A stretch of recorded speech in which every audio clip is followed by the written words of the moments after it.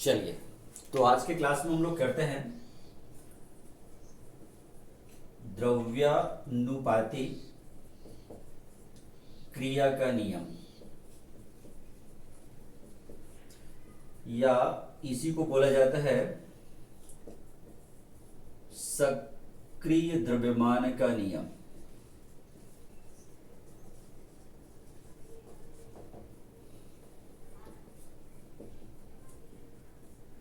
तो इस नियम के अनुसार से स्थिर ताप पर अगर ताप को स्थिर रख दिया जाए तो ऐसी स्थिति में किसी भी पदार्थ के क्रिया करने की दर, किसी भी पदार्थ के क्रियाशीलता की दर या क्रिया करने की जो दर होती है उसके सांद्रता का, या जिसको हम लोग कहते हैं सक्रिय द्रव्यमान जो होता है का समानुपाती होता है, और किसी रासायनिक अभिक्रिया की दर अभिकारकों के, जितने भी उसमें अभिकारक रहेंगे, क्रियाकारक रहेंगे, उस अभिकारकों के सक्रिय द्रव्यमान या सांद्रता जो होगा उस सांद्रता के गुणनफल का समानुपाती होता है, अनुक्रमानुपाती होता है। क्लियर हो गया? स्थिर ताप पर किसी भी पदार्थ जो होता है, कोई एक पदार्थ कितना आखिर किसी क्रिया करेगा, किसी दूसरे पदार्थ के साथ अगर क्रिया करता है तो किस दर तक वो क्रिया करेगी, तो जितनी उसकी सांद्रता होगी, जैसे कि मैंने आप लोगों को पिछले क्लास में बताया था कि किसी भी रासायनिक अभिक्रिया में हम लोग जब साम्यावस्था में सांद्रता के प्रभाव को देखे थे तो उसमें बताया गया था, मैंने आपको बताया था कि जितनी मात्रा में हम लोग जैसे जैसे अभिकारकों की, क्रियाकारकों की सांद्रता को बढ़ाते जाएंगे, साम्यावस्था क्या होगा, टूट जाएगा और वो अग्र दिशा में विस्थापित होकर के उत्पाद को ज्यादा बनाने लग जाएगा। तो सीधी सी बात है, अभिक्रिया की दर बढ़ जाएगी। तो किसी भी पदार्थ के क्रिया करने की जो दर होती है उसकी सांद्रता का समानुपाती होता है, अनुक्रमानुपाती होता है, अर्थात जैसे जैसे उसकी सांद्रता में वृद्धि होती जाएगी अभिकारक की, वैसे वैसे उसकी क्रियाशीलता भी क्या होती है, बढ़ती है। तो एक अभिक्रिया में जितने भी अभिकारक होंगे, दो या दो से अधिक अभिकारक अगर हैं, तो ऐसी स्थिति में उस रासायनिक अभिक्रिया की जो दर होती है, रासायनिक अभिक्रिया के संपन्न होने की जो दर होती है, वो अभिकारकों के सक्रिय द्रव्यमानों के या सांद्रता के गुणनफल का क्या होता है, समानुपाती होता है। यानी कि जैसे मान के चलिए हमारे पास में एक रासायनिक अभिक्रिया है, फॉर एग्जांपल के लिए A plus B equal to ये C प्लस डी प्रकार की एक रासायनिक अभिक्रिया है। एक रासायनिक अभिक्रिया जो है, ठीक है ना, A plus B equal to C plus D प्रकार की हो रही है। तो ऐसी स्थिति में हम लोग यहां पर उस दिन बताया था आप लोगों को, ये जो अभिक्रिया दिख रहा है आप लोगों को, ये अग्र अभिक्रिया कहलाती है। तो अग्र अभिक्रिया के हिसाब से देखें तो अग्र अभिक्रिया की दर, ठीक है, आर दर यानी रेट, आर अग्र अभिक्रिया के लिए, फॉरवर्ड के लिए सिर्फ एफ, आर एफ, तो ये समानुपाती होगा। इसमें अभिकारक क्या है, ए और बी है, तो ये हो जाएगा ए और बी के मोलर सांद्रता। जो मोलर सांद्रता होता है या सांद्रता होता है, सक्रिय द्रव्यमान होता है, उसको हमेशा बड़ी ब्रैकेट के अंदर में क्या किया जाता है, प्रदर्शित किया जाता है। हमेशा उसको बड़े कोष्ठक के अंदर में हम लोग प्रदर्शित करेंगे। जब भी ये बड़ा ब्रैकेट का निशान है तो समझ लीजिएगा कि वो उसकी सांद्रता को, सक्रिय द्रव्यमान को, सक्रिय मात्रा को क्या कर रही है, प्रदर्शित कर रही है। तो यहां समानुपाती के निशान को अगर मैं इक्वल में, बराबर में परिवर्तित करता हूं तो आर एफ इक्वल टू हो गया ये K F into A dot B. तो यहां पर के एफ जो दिख रहा है आप लोगों को, वो के एफ एक नियतांक है, स्थिरांक है, जो कि अग्र अभिक्रिया के लिए दर स्थिरांक कहलाता है। अग्र अभिक्रिया के लिए क्या कहलाता है, ये दर स्थिरांक कहलाता है, दर नियतांक कहलाता है, दर स्थिरांक, दर नियतांक। ठीक, इसी प्रकार से अगर मैं यहां पे प्रतीप अभिक्रिया में लूं तो प्रतीप अभिक्रिया में अगर मैं लेता हूं तो प्रतीप अभिक्रिया में क्या होगा, ये अभिकारक कहलाएंगे, सी और डी अभिकारक कहलाएंगे, ये उत्पाद हो जाएगी।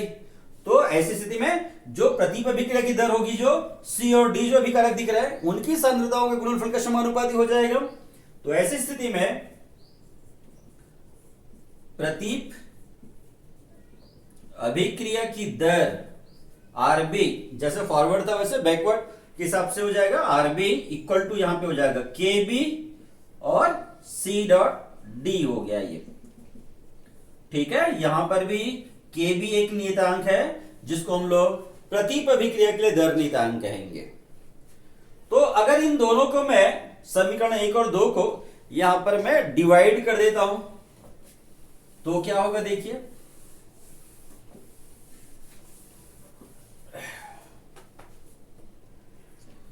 समीकरण 2 भागित 1 कर दिया मैंने, तो ये हो जाएगा RB by RF equal to ये हो जाएगा KB into C into D, और ये हो जाएगा KF into A dot B, ठीक। तो यहां पर भाई KB और KF दोनों नियतांक है, तो इन दोनों नियतांक की जगह मैं अगर एक नियतांक ले लेता हूं, यदि KB by KF equal to ले लेता हूं K, जहां पे K जो है ये अब साम्य स्थिरांक कहलाएगा, साम्य स्थिरांक कहलाता है। K यहां पे एक स्थिरांक है, नियतांक है, जिसको हम लोग दर नियतांक, केवल दर नियतांक कहेंगे या फिर साम्य स्थिरांक कहेंगे, साम्य नियतांक कह देंगे इसको। तो ऐसी स्थिति में ये हो जाएगा RB बाई RF, रहने दीजिए इसको बाई पे ना करके मैं इसको एक साथ इसमें भी ले लेता हूं, मैं डिवाइड नहीं करता हूं, डिवाइड ना करके एक और दूसरी विधि है इसकी, इससे बताता हूं मैं आप लोगों को।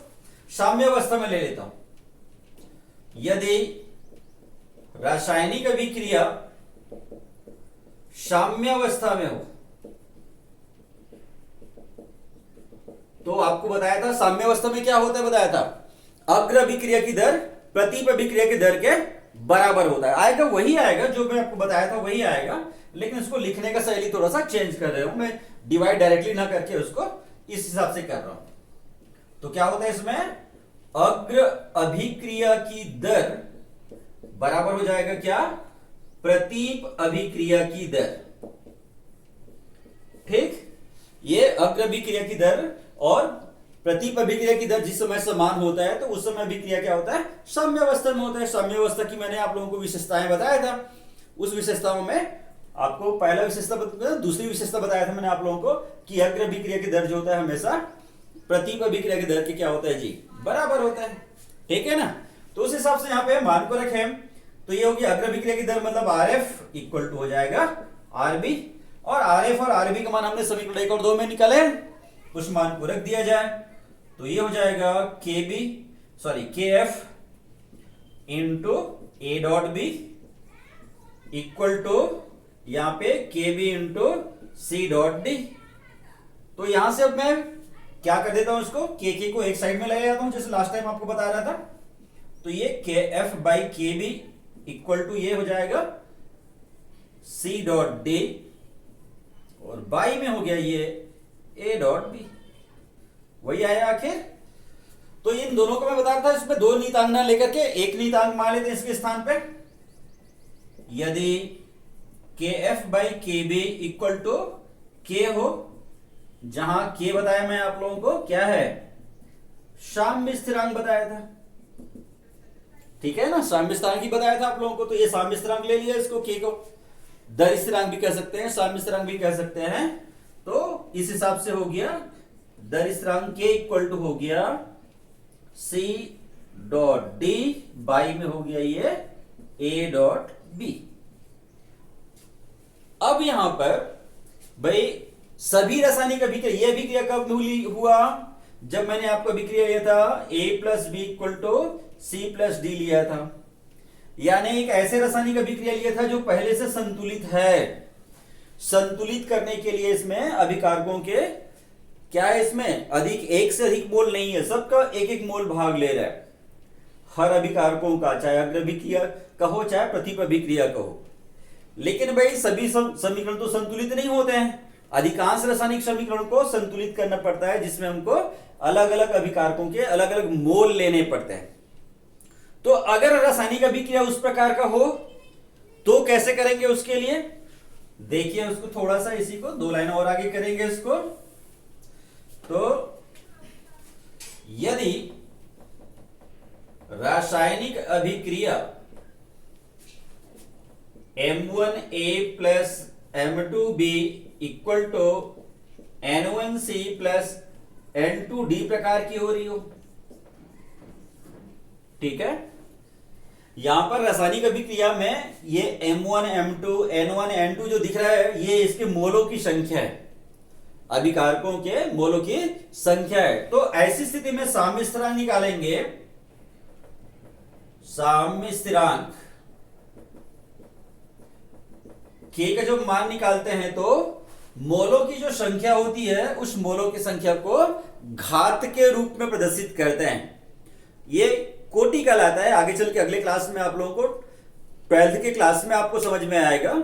ये जो अभिकारकों के जो मोल होते हैं जो रासायनिक अभिक्रिया में भाग लेते हैं, उसको उसकी सांद्रता के घातों के रूप में प्रदर्शित किया जाता है।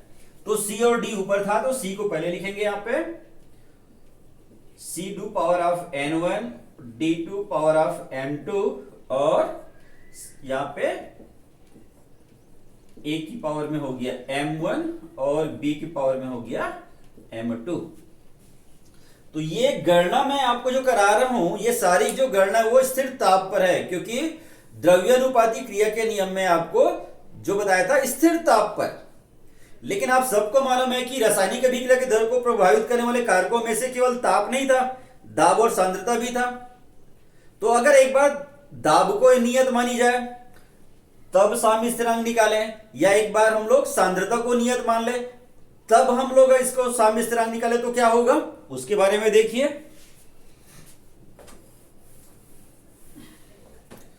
तो यदि अभिकारकों की सांद्रता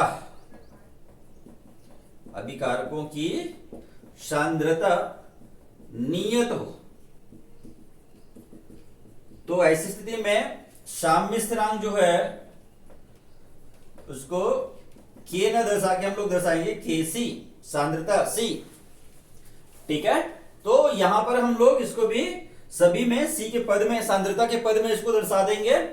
तो चूंकि ये ब्रैकेट बताया था ये सांद्रता को दर्शाती है, तो अब ब्रैकेट की आवश्यकता नहीं होगी। तो इसको लिखेंगे Cc power of N1 CD power of N2 by Ca power of M1 Cb power of M2। तो ये पहला वाला ये था स्थिर ताप पर साम्य स्थिरांक था, ये स्थिर सांद्रता पर था हुआ। और इसी प्रकार से यदि अभिक्रिया में दाब को नियत मान लिया जाए, दाब नियत हो तो साम्य स्थिरांक जो होगा उसको Kp, P यानी प्रेशर, दाब P से दर्शाएंगे तो यहां पे Pp लिखेंगे इसमें। तो Pc N1 Pd N2 Pa M1 और Pb M2 से प्रदर्शित करेंगे। तो इस प्रकार से हमको जो साम्य स्थिरांक की गणना करने बोला जाए तो स्थिर ताप पर साम्य स्थिरांक K की वैल्यू, स्थिर सांद्रता पर साम्य स्थिरांक Kc की वैल्यू और ये स्थिर दाब पर साम्य स्थिरांक Kp की वैल्यू की गणना इस प्रकार से किया जाता है। तो ये हो गया आप लोगों का द्रव्यानुपाती क्रिया का नियम और इसके आधार पर मैंने साम्य स्थिरांक की गणना किया, एक बार स्थिर ताप पर, एक बार स्थिर सांद्रता पर और आखिरी में स्थिर दाब पर। ठीक, तो इसके बाद में फिर ये Kp और Kc जो है साम्य स्थिरांक जो दिख रहा है, इनमें हम लोग रिलेशन बताएंगे कि इन दोनों में आखिर है क्या रिलेशन। ये अगले क्लास में आपको पता चल जाएगा। Thank you.